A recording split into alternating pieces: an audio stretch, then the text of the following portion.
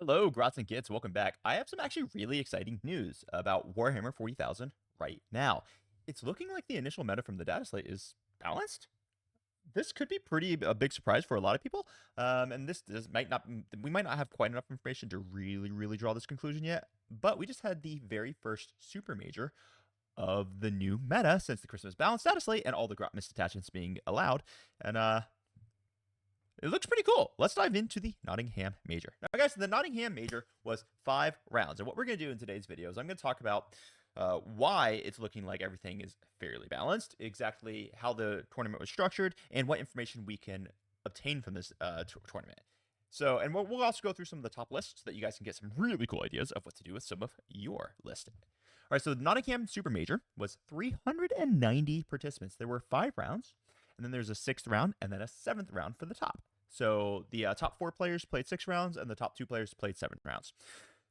When we look at the placements, the winner was a Slaanesh list, Legions of Excess. Then the number 2 was a no Blood Angels, and the reason why we say it that way is because there was no unique Blood Angels units, so none of the characters, no Sanguinary Guard, no nothing like that, but they were running it in Liberator Assault Group, but since they had no unique Blood Angels units, they were still able to take advantage of the +1 to wound from the Oath of Moment buff.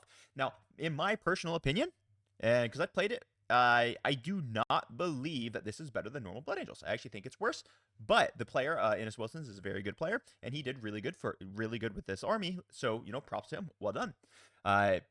Then we have the Ultramarine Gladius with tank and dread spam.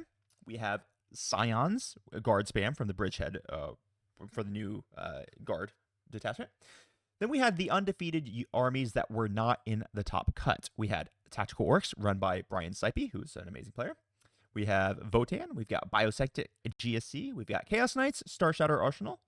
Another army of the Scion spam for guard, a Death Guard army which had Mortarion, 20 cultists, and 1,600 points of tanks. And then we had a Storm Lance Dark Angels list. These were all undefeated, but they didn't quite make the top cut because of points and stuff. So let's go ahead and talk a little bit about some of these lists and how they actually really did what they did. So I'm just going to switch over to a different view for you. Boom! This is the Nottingham Super Major. So the guy who won was Will Whitaker. He is a member of the Mind Goblins team. And if you guys know Mind Goblins, that's actually where Josh Collard, he's been on the channel before. He's a huge member of our Discord. He's also a Mind Goblin, and he actually just won his 3rd GT with the Orcs this past weekend. And he actually had a really cool list, which maybe I could talk about another time. If you want to know about what his Orcs list was, hop in the Discord and add him because he's got a lot of information about that. Then we had Innes Wilsons with the Space Marines, and we'll go through his list as well. Let's just get started, actually. Let's just go through Will Whitaker's list, his Slaanesh list, and we'll talk about kind of like what he had to play against. So if I pull up his list, I'm just going to click View the List. And by the way, guys, this is BCP, Best Coast Pairings. This is probably the primary app that you're going to find tournament data on for Warhammer 40,000. There are a few others that you're going to find a lot of data on. New Recruit is one of them, and the other one would be Tourney Keeper, but I personally don't like Tourney Keeper. I just think it's poorly organized. I think BCP works pretty dang well. So this was the list that took the Super Major down and went 7-0. It did awesome. This is Chaos Demons Legion of Excess. Legion of Excess is going to be the Slaanesh specific detachment. And the way this works is if they charge, they can give up their charge bonus, which is fights first. But if they give it up, then they get to re-roll full hit and wounds with any unit that is Slaanesh. That is very strong. Man, that is very strong. It causes a big problem for a lot of armies, and I think they actually have the highest damage output per points of any army in the game. Now, a lot of people are concerned that they might be a little overtuned. I actually don't think they are. I think they are quite a good army for sure, but they definitely still suffer from classic demon problems. They have no armor saves. If you get a beat on them in shooting, boom, you're going to blast them to smithereens. There are definitely ways to tear through them. And let's just run through his list real fast, and then we'll talk a little bit more about how he may have done this. So he took 2 Keepers of Secrets. Now, I do believe Keeper of Secret is the best of the greater demons. It is middle price point, so it's the 2nd most expensive. It is 290 points, but it's always going to be -1 to hit, and it has an inbuilt 5-up Field of Pain on top of its 4-up invulnerable save, making it pretty tough. It's fast with a 14-inch move. It has AP2, but its aura gives all Slaanesh demons within range of it +1 AP, so it's AP 3 base. It's only strength 8 and strength 6 respectively for its extra attacks, but it's all flat damage 3 with AP 3. So once you start stacking it with the ability to reroll hit and wound rolls, holy crap, this thing can really slap in melee, and it can cause a lot of problems. Then Will also took a second Keeper of Secrets, and he gave the enhancement the False Majesty. Now this attachment, the False Majesty enhancement, will add +1 to the wound roll of all non-monster Legion Demonica Slaanesh units, which is insane damage buff for an army that has very low strength. Well, not very low strength, but pretty low strength output. I don't think they really have any attacks that are going to be higher than strength 8 in this entire army. So that really does come in handy. Now, it doesn't apply to monsters, so it doesn't apply to the Keeper itself, but to any of the other Slaanesh demons within 6 inches of it, they'll all get +1 to wound. That really slaps. One, Shalesk. Shalesk is a monstrous character who, when she dies, he, whatever, comes back to life on a 2-up. It's just a very useful character. It's not lone up, but it does have the ability to just really screw up your opponent's game plan. Then we have the Master Slaanesh. The Master Slaanesh is lone up and has a really cool ability to add +1 to wound against an enemy unit and make that unit -1 to be wounded. So especially when you run a Keeper of Secrets into, I don't know, like a dastardly, a very strong anti-melee unit or something, you could make the Keeper Secrets -1 to be hit and -1 to be wounded, and have the Keeper Secrets be +1 to wound. So it's like, it's very powerful combination. Tournament Bringer on Exalted Seeker Share. This is a little bit of a surprise to me. This is typically where I would expect to see the aura of +1 to wound. It has an aura of adding sustained hits to Slaanesh demons. So typically what you're going to see is you're going to see them either using this Torment Bringer on Exalted Secret Chariot to walk through the walls with a stratagem, or they'll rapid ingress and put it in position to provide +1 to wound and sustain hits to the entire army. It's a very powerful. It's hard to move the unit, but luckily in this detachment, you can walk through walls. So there's a way around it. Transweaver. Transweaver has an ability to just give reroll hit and wound rolls against, or it might just be just hit rolls, I forget at the moment. Give rerolls against a unit as battle shocked, so that you don't necessarily have to give up your fights first bonus when you charge. 1 unit of Daemonettes, 1 unit of Plague Bearers. The Plague Bearers don't get any detachment bonuses, but they do give sticky objectives, which is just always strong. 2 units of Fiends, which actually, if I'm correct in my math on it, they have the highest damage output of any unit in the entire game, assuming you give them full rerolls to hit and wound per points. And when I say highest damage output per points, I mean the amount of points you spend on the unit versus how much it kills on average. That doesn't mean there's not units out there that actually deal more damage overall, but per point spent. So Fiends are unbelievably efficient in this detachment when they get full rerolls to hit and wound. The problem being, they're not exactly tough. They're T5, have 4 wounds and 5 invulnerable save. Now in melee, they will be -1 to be hit, but if you give up the fight's first ability on these things, they're gonna get killed by your opponent. So it's kind of tricky when you choose to give the fights first and take and fish for rerolls, but they definitely hit hard. So 2 units of 5, 1 unit of 3, and then a big 10-man squad of Seekers. These are the scouts, super fast units, and then a 5-man unit of Seekers. So not that many units. Overall, we had 1, 2, 3, 4, 5, 6, 7, 8, 9, 10, 11, and 12 units. So not super many units, but a very strong showing and well freaking done to Mr. Will Whitaker. All right, let's just talk briefly about Mr. Ennis Wilson's list here. So Ennis Wilson, let's go ahead and view. All right, Ennis is just a good player. He's well known. He runs the Stat Check channel. So if you guys don't know Stat Check, go check him out. So great job to Ennis for getting second here. Now, this is a cool way of building this army. I don't particularly, so I've played it a few times without taking any of the special characters or any of the special units. I don't think it's better, but let's just go through it because hell, Ennis really showed up, and mad props to him. So he takes 1 captain, and then he takes a second captain with a Rage-Fueled Warrior enhancement. That Rage-Fueled Warrior enhancement is the thing that's going to give you sustained hits 3 once per game. So you're going to stack that with your finest hour. He's going to be led by an Assault Intercessor squad. He's basically going to kill anything in the game. Because he's going to have, like, 9 attacks on the charge with sustained hits 3, full rerolls to hit, because you're going to charge him into the oath target. Then you're going to give him full rerolls to wound with +1 to wound, and fishing for dev wounds. Just the damage he puts out is ludicrous. It is a one-shot pony, but it's a hell of a one-shot. Then he takes 1 Librarian and Phobos armor. This was actually pretty surprising to me. So we've got one Assault Intercessor squad. That's going with the captain with the Rageful Warrior. We have one normal Intercessor squad, a second Intercessor squad. So we took 2 Intercessors. This is pretty unique and interesting. So lots of sticky objectives, lots of bolter firepower, which could be at +1 to wound, so not bad. Double Impulsor. Then we've got a 1, 2, 3 JPI squads. Now JPI are awesome in Liberator Assault Group because they get the +2 strength, +1 attack on the charge. They hit up super hard. Then we have a Desolation squad. Now this is a super huge surprise to me, and I just don't actually understand this unit, to be honest with you. They've got 4 rocket launchers, and they've got the Vanguard launcher. There's a little bit of indirect shooting with it.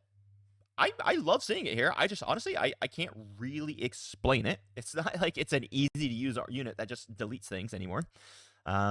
Perhaps he just I honestly I'm just not sure how he used it. So I'd be interested to see how he does. 1 Incursor squad, 1 Infiltrator squad, 2 Infiltrator squads. So basically no one's ever deep striking anywhere near his army. Then he's got 1 Reaver squad, a Scout squad, a 5-man Stern Guard veteran squad, and double Vindicators. So this is a super interesting Blood Angels list that is just nothing like anything I would ever build. Far be it for me to say it doesn't work, because Innis clearly found a way to make it work. I'm just not entirely sure how it operates, to be honest with you. But touche, kudos to Innis. If he does a little review on his channel, maybe I'll point to that and let you guys know a little bit more how he does. He's got 1 very hard-hitting unit in the captain with Rage-Fueled Warrior that can just go in and smite things. I would think the Phobos... I'm not sure where the Phobos Librarian goes. He probably goes with the Infiltrators, I would assume. Man, this is just a tough list to break down, guys. I got to be honest with you. There's nothing here that really does a lot of damage outside of that 1 captain squad. I mean, Vindicators can obviously pop off, but it's just a 5-man Stern Guard squad. It's not like they slap too crazily. Yeah, so hey man, props to Innis. It just does good things, and he just did a great job. Then we got Josh Roberts. Josh Roberts is notoriously the balance.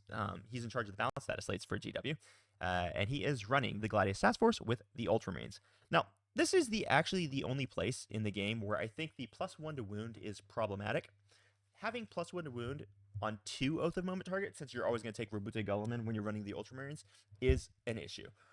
I can think of, I don't think the +1 to wound is an issue anywhere else, but here it's kind of an issue when you get that on 2 different targets. So he is running Gladius Task Force. He's got a Captain of Gravis armor with the Artificer armor, which is interesting. He's got a Lieutenant with Combi Weapon, which are just good, because what he's going to be doing in this list is he's going to have 2 Oath of Moment targets that, his entire army is going to be +1 to wound against. And then the Lieutenant with Combi Weapons is going to give you reroll wound rolls of 1 on the main objective that you plan on fighting over, which is a really big deal. Marnius Calgar is just an amazing character with the advance of charge, fallback of charge that he can add to anything. He's got triple Ballistic Dreadnoughts. I love Ballistic Dreadnoughts. I think they are insane, especially in this detachment where they've got 2 different options to just be at +1 to wound with those las cannons. It makes a world of difference. Company Heroes almost certainly going with Marnius Calgar. He's got 1 Incursor squad to add +1 to hit, cause haywire, madness. 1 Infiltrator squad to screen the entire backfield, and then triple Vindicator, followed by a Calidus. This list hits super hard, and it clearly could play the mission. The Calidus is going to be doing crazy mission work for him here. I like it, man. It's simple. It's very upfront. The Ballistic Dreadnoughts can shoot things without Oath of Moment because they get the innate rerolls. The Vindicators will obliterate things with Oath of the Moment. And honestly, then he's just got Marnius Calgar that can just go wreck something while he's still generating bonus CP. Robute Gilliman also causes just free CP every single turn, meaning Josh Roberts is probably playing this army with, over the course of the game, well over 25 CP, and it's kind of wild. So I love it. I think he crushed it. Well done, Josh Roberts, on the list building. We'll do one more, and then I'll just briefly talk about some of the others. We got Nasim Fouchain from War Masters. Nasim Fouchain. Now, he was running the Bridgehead Strike Force, which I'm not surprised at all to see this top 4. I think this is probably the strongest army in the game right now. It's definitely going to get toned down maybe a little bit with the new codex coming out. But this was before the Guard Codex was released. So he's got 1 Militaris Tempestus Command Squad. He's got 2 Command Squads. He's got 3 Tempestus Command Squads. 2 Tank Commanders, and Ursula Creed. He's got Catacomb Jungle Fighters, Infantry Squad, Tempestus Scions, 4 10-man units of Scions. Each one of these units, 3 of them are going to be led by a command squad. Each one of these units can just basically auto-delete almost anything in the game for not that many points. Then he's got 2 Tauroxes, a Taurox Prime, and then he's got heavy weapon squads. I find this very fascinating that he's taking heavy weapon squads with mortars. Just punishing trash. 1 unit, 2 units of Aquilans. So this is not a particularly durable guard list, but it hits unbelievably hard, and it is exceptionally fast. The Catachan Jungle Fighters being able to pop in these Tauroxes beginning on, getting them just tons of early game movement. I love the list. I think Nasim crushed it. Well done. There is one other Scions list that made it into the undefeated area of the top 12. We're not really going to go through all of the other ones, but one of the things that I think is just amazing about this is when we look at all of the top armies, there's only one repeat. We have Slaanesh, Blood Angels, Ultramarines, Scions, Tactical Orcs, Votann, Bioscientic, Chaos Knights, Star Shatter, Scions, Death Guard, Stormlance. Only Scions Guard was repeated in the top 12 undefeated list here. That is so good for encouraging a diverse amount of armies that can do really, really well at these games. And mind you, when we're talking about a super major, we're talking about 390 players. Any one of the guys on this list here could have won this game. Slaanesh is not busted because it took number 1. The Stormlance Dark Angels very well could have taken 1 here. The Death Guard Morty at 11, he very well could have taken first place here. When you get into this undefeated at this many people at the events, every single one of these lists viably could have done it. There is always going to be a little bit of luck in pairings. There's going to be luck in dice. And then sometimes there is just going to be skill from the player, right? But every single one of these lists was absolutely viable. I'm going to go through one more army list here, guys, just because this is a orc channel. So I want to talk about Brian's list, because a lot of people are pretty confused about how Brian's list is operating.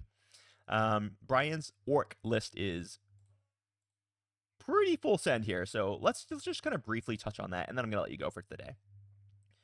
All right, so this is Brian Sipey. If you guys don't know him, he is just a freaking awesome guy. Big fan of his. I've hung out with him quite a bit over at the WTC or in Team Scrims, all sorts of places. Just an overall chat of a man. So he took the Tactical Brigade, and he has a very different style of list. So he is taking the 4 characters that pretty much every Tactical Brigade list is taken. He's got a big mech and mega armor with the mech captain upgrade. Then he's got 3 big mech with shock attack guns. One of them has the Gob Boomer. The Gob Boomer is the enhancement that's going to allow you to give an order 18 inches away. Then he has 3 war bosses. So that's a lot of war bosses. That's a lot of points wrapped up in war bosses.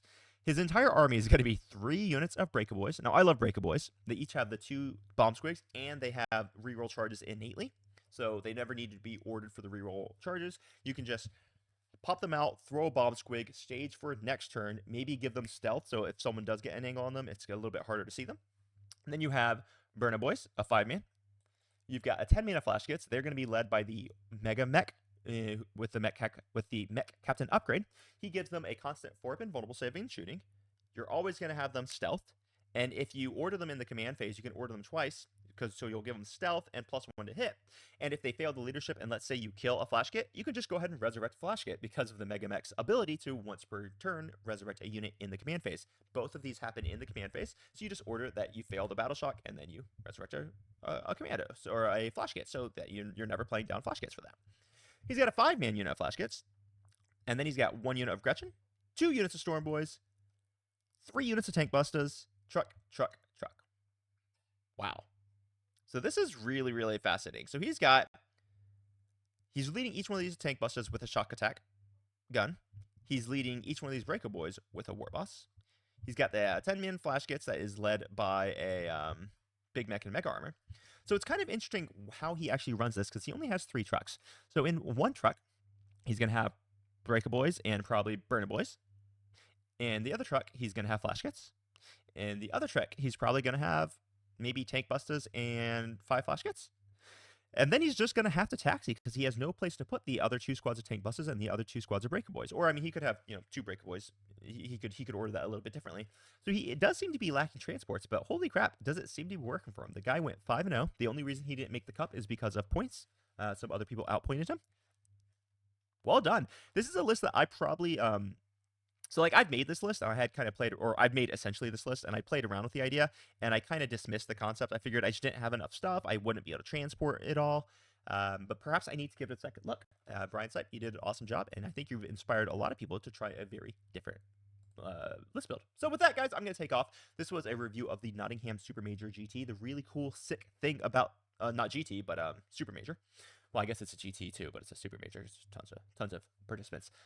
One of the really awesome things is that I was very concerned about the balance of the meta with the latest balanced data slate, but this is actually giving me a lot of hope. Having every single list in, or only one repeat in the top 12 undefeated of the tournament, really makes me feel pretty good about it. Now we're going to see a lot more because LVO is coming up in 2 weeks, so we've got a lot more of these super majors coming around where we're really going to get a much bigger idea of just how balanced the meta currently is. But for right now, things are looking pretty good, and I'm surprised and I'm happy to see. I thought GW had kind of screwed it up, but things are looking okay for right now. So with that, I'm going to take off. I might have another one for you guys later today, but for right now, crump on and have a great freaking day. Bye-bye.